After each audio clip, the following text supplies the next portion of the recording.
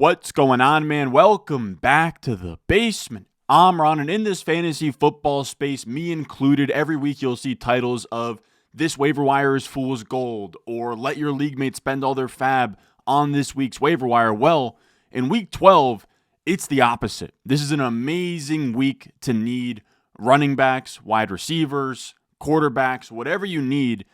This is one of the rare late season waiver wire gold mines where usually as the year goes on, all of the waiver wire league winners are already picked up. But this is the rare instance where as we are patching holes in our team and trying to fight and claw our way into the playoffs or secure a bye week, we have a lot of options here available. So as always, we are going to go through every player you must add in week 12. All of these players are under 50% owned in ESPN leagues. Subscribe if you're new, leave a like if you enjoy, and let's talk about our priority ads. Now, how this video works is we have all of the positions, but at the top here, my priority ads are players I am bidding 10% or more of my fab budget on.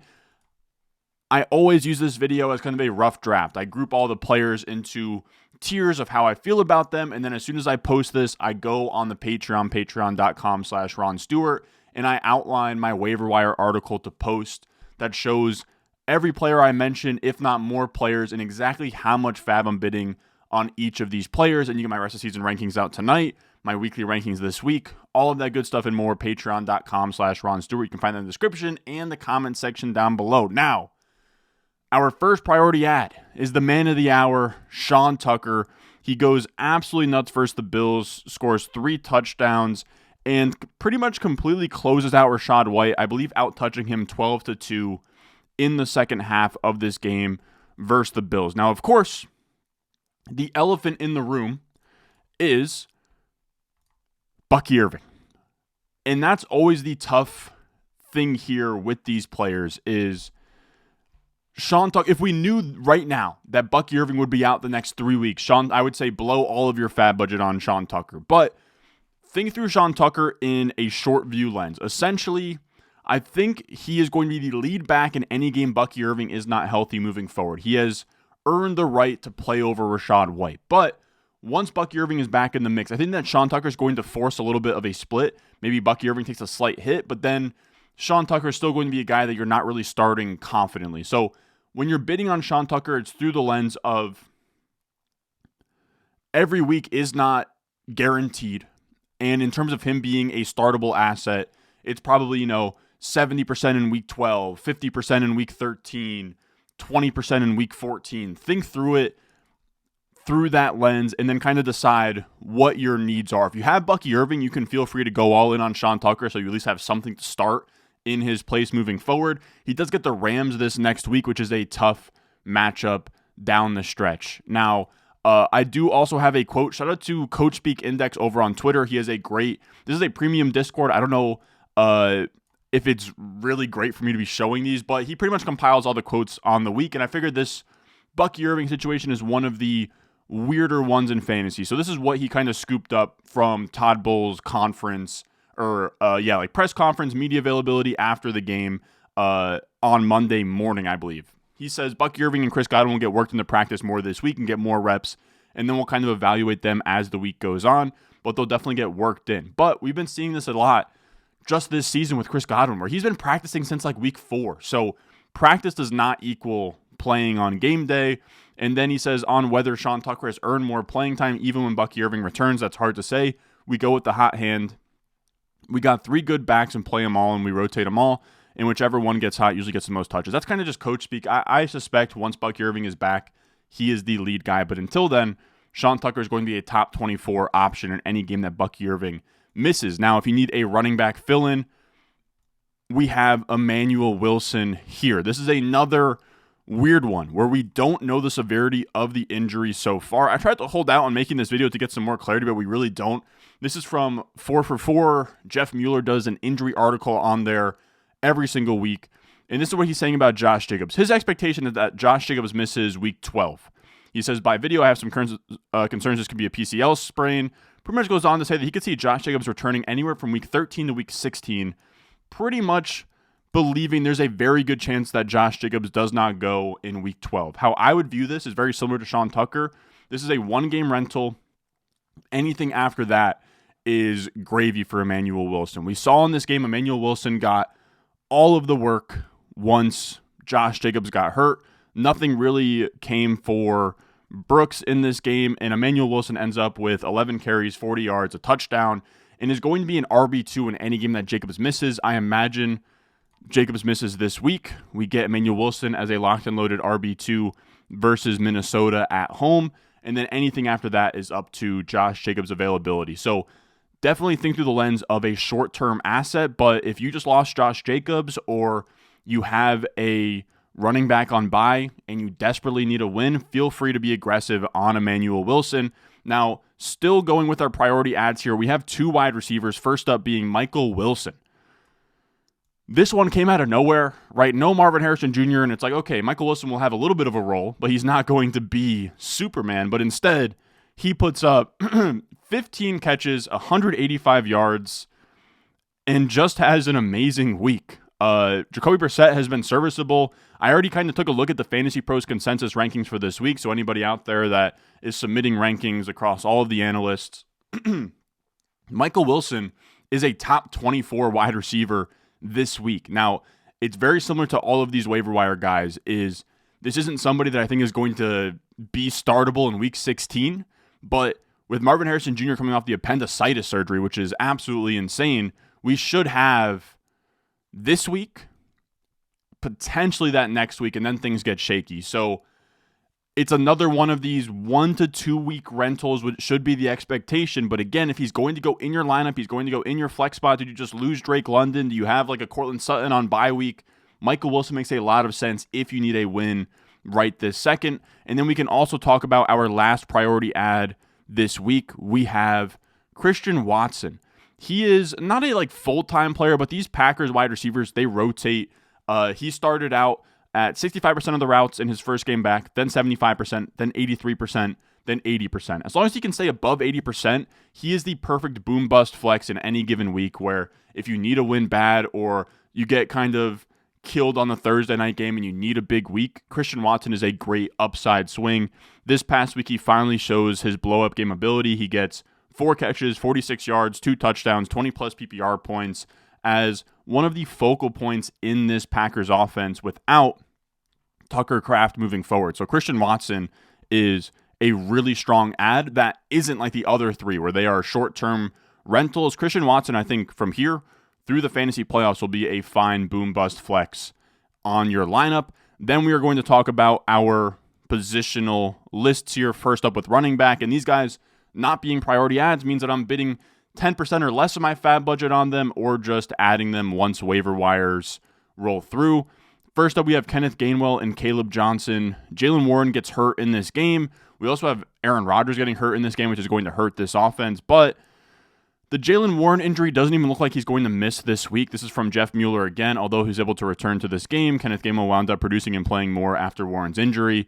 Warren's timetable is he could be back as early as week 12. So that's why Gainwell's not a priority ad for me. There's a chance that Warren just suits up this week and nothing really changes. But there is a chance that Jaylen Warren can't go in week 12, and then Kenneth Gainwell is a top 24 option. So he's a great pickup as well. And then if you want to throw a flyer on Caleb Johnson, you can. This Jaylen Warren injury could maybe be the gateway to a Caleb Johnson, unlikely get hot during the fantasy playoff stretch run. I would be shocked, though. He has been by far the worst rookie running back. His PFF grade's 41. They're barely working him in. I wouldn't go crazy, but he is out there in deeper leagues if you want to take a swing. Then we can talk about Basil Tootin here. He probably would have been a priority ad for me if not for the injury. He picks up an ankle injury in this game. Now, yes, he said he was fine, but we've seen multiple times now. I think Brian Thomas did something similar where he sprained his ankle. After the game, he's hopped up on adrenaline. He tells the reporters he's fine, and then he's missed the last 2 weeks because of the ankle. These ankle sprains are no joke. If Basil Tootin misses time here, it completely derails any kind of takeover. But in this game, we did have a promising role change or kind of a breakout for Tootin where he scores the first touchdown. It was not garbage time. Prior to exiting with an ankle injury in the fourth quarter from Datarama here, usually they're at about a 75-25 split of the rushing share. In this game, Tootin was at 54% to Travis Etienne's 46%. That's a big deal. Now, I will say, just to kind of like put out the flames a little bit, is I love Basil Tutin, but even if it was like a 50-50 split rest of the way, he wouldn't be a slam dunk star. Like, it would be very similar to the Tony Pollard, Tyjae Spears split on a much better offense, no less. Like, or maybe like Charbonnet Walker's a better example. So he wouldn't really be a slam dunk in a 50-50 split in a given week. It would just kind of muddy things up, but it would be maybe the passing of the torch, and then could it become a 65-35 by like week 14, 15, 16? But again, if this ankle injury is a problem, it derails the entire breakout for Basil Tutin. So something to kind of figure out what's going on with the injury history. If I knew he was going to play in week 12, or what's going on with the injury status, if I knew he was going to play in week 12, I'd probably put him in priority ads. Then we have Devin Singletary, who's like weirdly viable in fantasy football. The issue is that the Giants aren't going to score a lot of points. But since the Scatterbo injury, Devin Singletary has owned the inside the 10 snaps. In this game against the Packers, I think that he took all of the snaps inside the 10. He is kind of like the poor man's Zach Charbonnet of just like the goal line back. But the Seahawks are a good offense, whereas the Giants aren't good on offense. So it's kind of up to you to decide what that means for Singletary. But in this game versus a good Packers defense, he ends up with 17 touches and 2 touchdowns. Now, he did have a 2.75 yards per carry, but if he's going to just own the goal line role, that is important. Now, I will say there was no Jackson Dart. When Jackson Dart returns, we could certainly see Jackson Dart just be the goal line rusher. But we have gotten reports now with all these concussions and medical tent visits that maybe they want to run him less. So I could see it, but I just want to put out there that was Devin Singletary's first 2 touchdowns of the entire season. That was touchdown number 1 and touchdown number 2 for Devin Singletary this year. Then we can talk about Chris Rodriguez. He'd be higher if not for Washington's schedule. They're on bye this week, so you can't even use him. And then they get Denver. So a brutal 2-week stretch where you never really want to put Chris Rodriguez in your lineup. But I will wave the white flag as somebody that has been talking up Bill Krosky merit since the offseason. Rodriguez gets 30 snaps from J.J. Zacharyson here to pretty much under 20 for Bill and under 20 for McNichols. And then Jacob Gibbs has a stat here where Rodriguez actually looks decent. He's RB5 out of 65 qualifiers in yards after contact per rush in 2025. It's his lowest rate in 3 years as a pro. So he's always been great at yards after contact per rush. And then since entering the NFL, Rodriguez ranks second in rush success rate behind only Kyron Williams. So decent player, pretty brutal situation to be in. Like, Washington's offense just kind of sucks, but we're desperate for anybody who's touching the ball out of the backfield at this point in the season. Our 5th ad is Bam Knight. Amari DeMarcado's banged up. Trey Benson's return has been weird.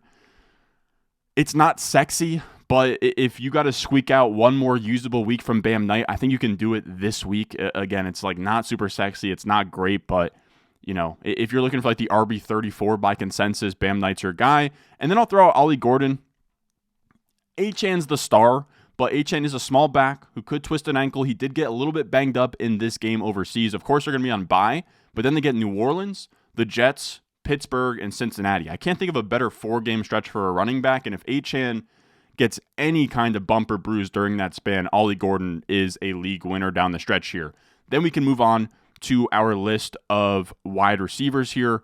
First up being Tez Johnson. He is owned in 37% of leagues at this point. We are hunting for these rookie breakouts down the stretch. Is one of them going to come from this list? Maybe, maybe not. But with Tez Johnson, he ran a season-high 97% of the routes this past week. That only resulted in 3 targets for 1 catch for 6 yards. But I do still like him in this offense attached to Baker Mayfield. To me, he is one of the clearest upside bets in terms of rookie wide receivers. Then we have Luther Burden. You have to squint a little more for this one. He does get a season-high 61% of the routes. He passes Olamide Zaccheaus in this game. He has a season-high 5 targets, but he has a second drop of the year, only gets 3 catches for 27 yards in this game. The per-route metrics are there. The route usage is now climbing. We're ready for takeoff, but I wouldn't bet on it, right? That's why he's not in the priority ads. There's like probably a 50-50 chance that he actually ends up being somebody you can throw in your starting lineup by the fantasy football playoffs. But if you're looking for upside at wide receiver, you can certainly go the Luther Burden route. Then I have Darnell Mooney. He broke his collarbone in the preseason that nobody told us about, which is still absolutely insane. Drake London is gone. Now you have Kirk Cousins. I'm not holding my breath on Darnell Mooney being anything good in fantasy football, but he's going to be targeted. He's going to get routes. He's going to run routes. We're scraping the bottom of the barrel here. Then we have Jaden Higgins, purely a stash. Still annoyed that he's under 60% of the routes run with this staff. He's had 7 or more targets in 3 of his last 4 games. I think that he's a good player. The Texans have just not wanted to fully unleash him. And then here's a sneaky ad, because I always get comments of, Ron, all these guys are taken in my league, whatever. If you want next week's Michael Wilson, Andre Yoshivas could be the guy. There's going to be no Jamar Chase this week because of the whole spit situation. Yoshivas could be a guy where he comes in. I think it's like not the hardest matchup in the world. Forgive me for not flipping the page yet to the week 12 rankings. New England, but T. Higgins will get Christian Gonzalez, and then maybe Yoshivas kind of gets freed up in this game. Joe Flacco at quarterback, that could be interesting. Moving on from that, we have some tight ends here. That is the rookie receiver report, not the tight ends. We have Jawan Johnson up first. He's coming off a bye, but before the bye, he had 4 straight weeks of 10 or more PPR points. Then we have Cade Otton. He's had 5 or more targets in 6 straight games. Then we have A.J. Barner. If you're in a deeper league and you're looking for a tight end help, maybe you've been starting Luke Musgrave, who's been awful. A.J. Barner is at 9.3 points per game on the year, quietly ahead of Hunter Henry, David Njoku, TJ Hawkinson. Barner as well in this past game against the Rams, 11 targets, 10 catches, 70 yards. Really strong stuff for him. He gets Tennessee this next week. And then also Dawson Knox. Dawson Knox ends up running a ton of routes. He runs over 75% of the routes this past week for the Bills with no Dalton Kincaid. Any game that Dalton Kincaid is not in, you can fire up Dawson Knox and just kind of hope for a touchdown in this offense. Then we can talk about quarterback streamers. I will say if you are in a spot where your quarterback situation is just awful, you're streaming every week, it's like a 16-teamer, everything sucks, I imagine Jacoby Brissett is picked up at this point, but if you want to splurge on him and just like make sure you lock him up, you can absolutely bid 10-15% of your fab budget on Jacoby Brissett. He is the QB4 in points per game since taking over in week 6. It is now week 12. That is super impressive. And then we can talk about Jameis Winston. Who knows if Jackson Dart plays this week? If he doesn't, yes, the Detroit Lions defense looked great against the Eagles, but if we're going to be in the Detroit Dome, Detroit's going to score 1,000,000 points. We're going to get a lot of garbage time Jameis Winston in a dome. We could see 40-plus pass attempts for Jameis Winston. This could be the, 325 passing yards, 2 touchdowns, a rushing touchdown, 2 interceptions, and like a recovered fumble for Jameis Winston. But that is going to do it for us today. That is our priority ads, our running back ads, wide receiver ads, tight ends, quarterbacks, everything you need in this video. And then on top of that, over on the Patreon, I will have player write-ups for all these guys and exactly how much fab I'm bidding on them. Patreon.com/Ron Stewart. You can find that in the description and the comment section down below. But if you can't support there, leave a like, subscribe if you're new, and I will see you guys in the next one.